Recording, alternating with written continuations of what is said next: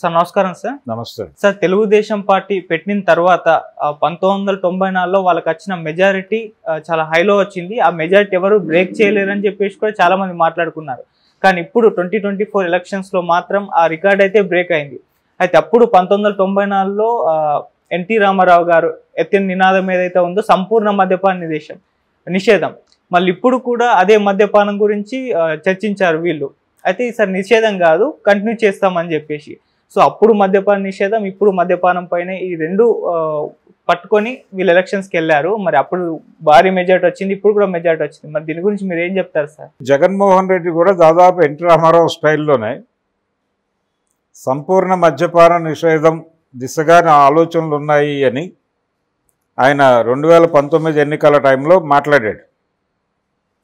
మాట్లాడి అధికారంలోకి వచ్చిన తర్వాత నెమ్మదిగా ప్రభుత్వ దుకాణాలకి కన్సాలిడేట్ చేసి ప్రైవేట్ దుకాణాలు తగ్గించేసి బెల్ట్ షాపులు తీసేసి కేంద్రీకృతం చేశాడు. ఈ కేంద్రీకృతం చేయడంతో పాటు అప్పటి వరకు సరఫరా చేస్తున్నటువంటి సంస్థలను పక్కకి నెట్టి వేరే సంస్థలని ప్రవేశపెట్టి ఆ మద్యం రకరకాల పేర్లతో తీసుకొచ్చి, అంటే అప్పటికి అప్రూవల్ పొందినటువంటి పేర్లే, ఆ పేర్లతో మద్యం తీసుకొచ్చి చాలా భారీ ధరలకు అమ్మి, అంటే ధరలు పెంచితే తాగడం మానేస్తారు అనేటువంటి ఒక లాజిక్. ఎన్నికల్లో నేను హామీ ఇచ్చాను, మద్యపాన నిషేధం దిశగా నా ప్రభుత్వం అడుగులేస్తుంది అని చెప్పి ధరలు పెంచడం ద్వారా నేను జనాలు మద్యానికి దూరం అయ్యేలా చేస్తాను అని చెప్పి ఒక విచిత్రమైన ప్రోగ్రాం మొదలుపెట్టాడు. ఇది ఎలా మారిందంటే వాళ్ళ దగ్గర ఉన్నటువంటి డబ్బులన్నీ తీసుకొచ్చి ఇక్కడ ఖర్చు పెట్టడం మొదలుపెట్టారు. పెరిగినంత మాత్రాన మందు మానేస్తారనేది తప్పు. మార్కెట్ ఎకానమీలో ఉన్నటువంటి ఏ ముఖ్యమంత్రి కూడా అలా ఆలోచించకూడదు. ధరలు పెంపు వలన కన్జ్యూమర్ పోతాడు అని మార్కెట్ అనుకోదు. అలా ఒక భ్రమ కల్పించాడు ఆయన. భ్రమ కల్పించి వ్యాపారం చేశాడు.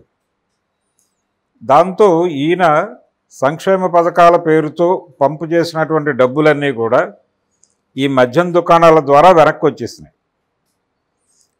ఇలా సైకిల్ నడిచింది.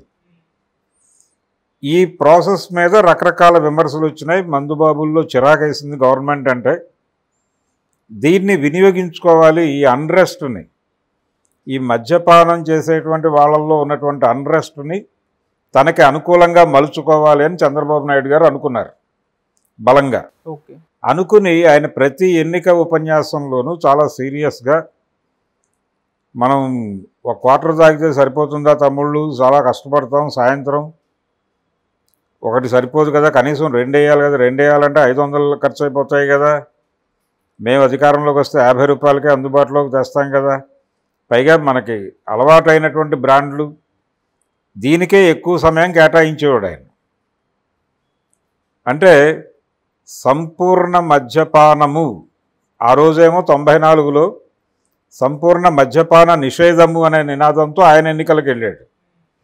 ఈయనేమో సంపూర్ణ మద్యపానం, చవకగా మద్యము మీకు అందిస్తాను, మంచి బ్రాండుల మద్యము తక్కువ ధరకి మీ ముంగిట్లో దొరికేలాగా ఏర్పాటు చేస్తాను మీరు నన్ను ఎన్నుకుంటే అన్నాడు. చంద్రబాబుకి పడ్డటువంటి ఓట్లలో వాళ్ళ ఓట్లు కూడా కీలకంగానే పడ్డాయి. ఎవరైతే ఆయన చెప్పినటువంటి మందు ఎట్ యువర్ డోర్ స్టెప్ అనే విషయాన్ని, అలాగే 50 రూపాయలకి మందు దొరుకుతుంది అనేటువంటి విషయాన్ని, ఇవన్నీ కూడా సీరియస్గానే పరిగణనలోకి తీసుకుని ఓట్లు వేసిన మాట వాస్తవం. కాబట్టి తెలుగుదేశం పార్టీ చరిత్రలో 2 రికార్డులు. ఒకటేమో 94 ఎన్నికలు, 30 ఏళ్ల తర్వాత ఆ రికార్డును చెరిపారు. ఆ చెరిపిన, అంటే మద్యపాన నిషేధ నినాదంతో రికార్డు స్థాయి ఓట్లు కొల్లగొట్టినటువంటి టీడీపీ నెలకొల్పినటువంటి రికార్డుని సంపూర్ణ మద్యపాన నినాదంతో, ప్రతి ఒక్కరికి మందు అందుబాటులో అనేటువంటి నినాదంతో, చవక ధరల్లో మంచి మందు మీ ఇళ్ల ముందుకే అన్నటువంటి నినాదంతో 30 ఏళ్ల తర్వాత 2024లో రికార్డు స్థాయి ఆ రికార్డును బద్దలు కొట్టి 94లో ఎన్టీ రామారావు గారు నెలకొల్పిన రికార్డును బద్దలు కొట్టి గెలిచింది. అంటే 135 సీట్లు గెలిచింది అవుట్ ఆఫ్ 175. అంత మాత్రమే కాకుండా ఆ రోజున ఎలాగైతే సిపిఐకి 21 స్థానాలు ఇచ్చాడో ఆయన, అదే పద్ధతిలో అదే రేషియోలో జనసేనకి 21 ఇచ్చారు. జనసేన సిపిఐ 19 గెలిచింది అప్పుడు, కానీ వీళ్ళు 21 గెలిచారు. అలాగే ఆ రోజున ఇంకో మిత్రపక్షం సిపిఎం 15 సీట్లు గెలిచింది. ఇవన్నీ కూడా రామారావు గారి ఖాతాలో గెలిచినవే అనుకుంటే 294కి గాను ఆయన దాదాపు 28 స్థానాలు మాత్రమే కాంగ్రెస్కి వదిలాడు. అంటే 2 రాష్ట్రాలని డివైడ్ చేస్తే ఇప్పుడు 11 వచ్చినాయి వైఎస్ఆర్సీపీకి, దాదాపు అదే వచ్చింది కాంగ్రెస్కి ఆ రోజున.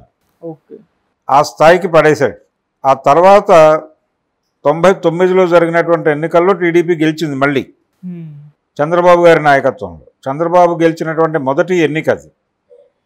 ఈ మధ్య విజయసాయిరెడ్డి గారు మీడియా ముందుకు వచ్చి మాట్లాడుతూ 99లో చంద్రబాబు అంటే ముఖ్యమంత్రిగా రాజకీయ ప్రయాణం అన్నట్టుగా మాట్లాడాడు ఆయన. తప్పది. దానికంటే ముందే 3 ఏళ్ల ముందు 95లోనే ఆయన ముఖ్యమంత్రి అయ్యాడు, రామారావు గారికి వెన్నుపోటు పొడిచి. అక్కడి నుంచి కౌంట్ మొదలవుతుంది.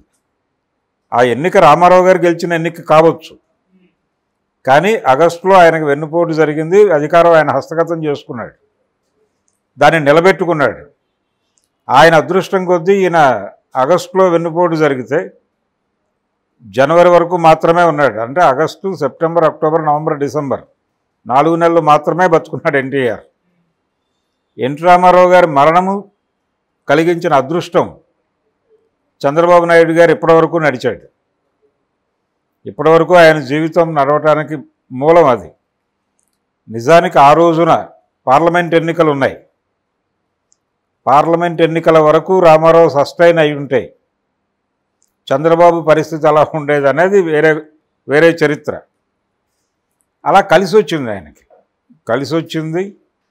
ఆ రోజున అంటే 99 ఎన్నికల్లో కూడా ఆయన గెలుపులో కొంత హిందుత్వ ఓట్లు ఆయన కలిసి వచ్చినాయి. అంటే బీజేపీతో మొదటిసారి పొత్తు పెట్టుకుంది టీడీపీ. రామారావు గారి హయాంలో బీజేపీతో ఎప్పుడూ పొత్తు పెట్టుకోవాలి. బీజేపీతో క్రిటికల్గానే ఉన్నాడు ఆయన. బీజేపీతో మాత్రమే కాదు, కాంగ్రెసు బీజేపీ రెండింటితోనూ క్రిటికల్గానే ఉండేవాడు. అయితే ప్రజాస్వామ్య ఉద్యమ కాలంలో అంటే ఆయన నాదెండ్ల భాస్కర్రావు గారు వెన్నుపోటు పొడిచినప్పుడు బీజేపీ కూడా రామారావుతో కలిసి నడిచింది. అంతవరకే ఇష్యూ బేస్డ్గానే మన ఐక్యత అనేది మాట్లాడాడు ఈయన క్లియర్గా. ఆ తర్వాత వాళ్ళతో కలిసి ప్రయాణించాలని అనుకోలే. ఆ తర్వాత జరిగినటువంటి అసెంబ్లీ ఎన్నికల్లో లెఫ్ట్తో పోటీ చేశాడు ఆయన, కమ్యూనిస్ట్ పార్టీలతోనే పోటీ చేశాడు 85 ఎన్నికలప్పుడు. అలాగే దాని కొనసాగింపుగా 94 ఎన్నికల్లో కూడా లెఫ్ట్తోనే వెళ్ళాడు ఆయన. లెఫ్ట్కి భారీ విజయాలన్నీ ఎన్టీ రామారావుతో కలిసి ఉన్నప్పుడే వచ్చినాయి. ఎన్టీఆర్ మరణించిన తర్వాత నుంచి లెఫ్ట్ డైల్యూషన్ మొదలైంది, పర్టికులర్గా 99 ఎన్నికల్లో. ఈ విషయం గమనించకుండా కమ్యూనిస్ట్ పార్టీలు ఆ రోజున వెన్నుపోటు జరిగినప్పుడు 94 ఎన్నికల్లో గెలిచినటువంటి ఎన్టీఆర్ని ఆగస్టులో వెన్నుపోటు పొడిచినప్పుడు చంద్రబాబు అనుకూల వైఖరి అవలంబించినాయి. చంద్రబాబు నాయుడు వాళ్ళని మేనేజ్ చేసి తన ఫోల్డ్లో పెట్టుకున్నాడు. రామారావు గారు ఆశ్చర్యపోయాడు. ఆ రోజున తనకు అనుకూలంగా వామపక్షాలని వాడేసుకుని నిర్మోహమాటంగా వాళ్ళని పక్కకి నెట్టి బీజేపీతో కలిశాడు ఆయన చంద్రబాబు, ఎటువంటి మొహమాటం పడకుండా. అటువంటి క్యారెక్టర్ చంద్రబాబు. సో మద్యపానము అంటే ప్రజలకి మందు లభ్యత పెంచడం ద్వారా చంద్రబాబు నాయుడు అప్పుడు విజయం సాధించాడు, ఇప్పుడు విజయం సాధించాడు. సో ఆయన మద్యము చంద్రబాబు ఒక సెట్. సంపూర్ణ మద్యపాన నిషేధం అన్ని సాధించిన రికార్డుని సంపూర్ణ మద్యపాన నినాదంతో పడగొట్టడం. ఇప్పుడు తాగుబోతుల సంఖ్య గణనీయంగా పెరిగింది అప్పటితో పోలిస్తే. అంటే భిన్నమైనటువంటి సెక్టార్స్ మద్యానికి అలవాటు పడ్డటువంటి సందర్భం. ఆ రోజున మద్యం తాగే వాళ్ళ కనీస వయసు, ఈ రోజున మద్యం తాగుతున్న వాళ్ళ కనీస వయసు జెండర్ కేటగిరీలో చూసినా గణనీయంగా తాగుబోతుల సంఖ్య గణనీయంగా పెరిగింది. ఓకే, ఇది కూడా గమనించాలి. ఈ రోజున ఆ రికార్డు ఇప్పుడు బద్దలు కావడం వెనకాల ఇది చరిత్ర. తెలుగుదేశం పార్టీ మద్యపాన నిషేధము, సంపూర్ణ మద్యపాన నిషేధానికి, సంపూర్ణ మద్యపాన నినాదానికి జరిగినటువంటి పోటీ. అంటే 30 ఏళ్ళు అనేది కూడా ఒక రికార్డే. 30 ఇయర్స్ నిలబడింది ఆ రికార్డు. రామారావు గారు నెలకొల్పిన రికార్డు. 30 ఏళ్ల తర్వాత పూర్తిగా దానికి భిన్నమైనటువంటి నినాదంతో ఆ రికార్డుని పడగొట్టాడు. అంటే విడిపోయినటువంటి ఆంధ్రప్రదేశ్లో, ఆయన ఉమ్మడి ఆంధ్రప్రదేశ్లో సాధించిన విజయం అది. ఇదేమో విడిపోయిన ఆంధ్రప్రదేశ్లో సాధించినటువంటి విజయం. ఓకే, తెలంగాణలో టీడీపీ కంటెస్ట్ చేయలేదు కాబట్టి ఆంధ్రప్రదేశ్ అనే నమూనా ప్రకారం చూస్తే ఎన్టీఆర్ రికార్డుని చంద్రబాబు బద్దలు కొట్టాడు అనుకోవచ్చు. ఆయన మందు ఆపే రికార్డు, అంటే అక్కడ మహిళల ఓట్లు విపరీతంగా పడ్డాయి టీడీపీకి, ఇక్కడ మందుబాబుల ఓట్లు పడ్డాయి. అది చరిత్ర. Okay sir.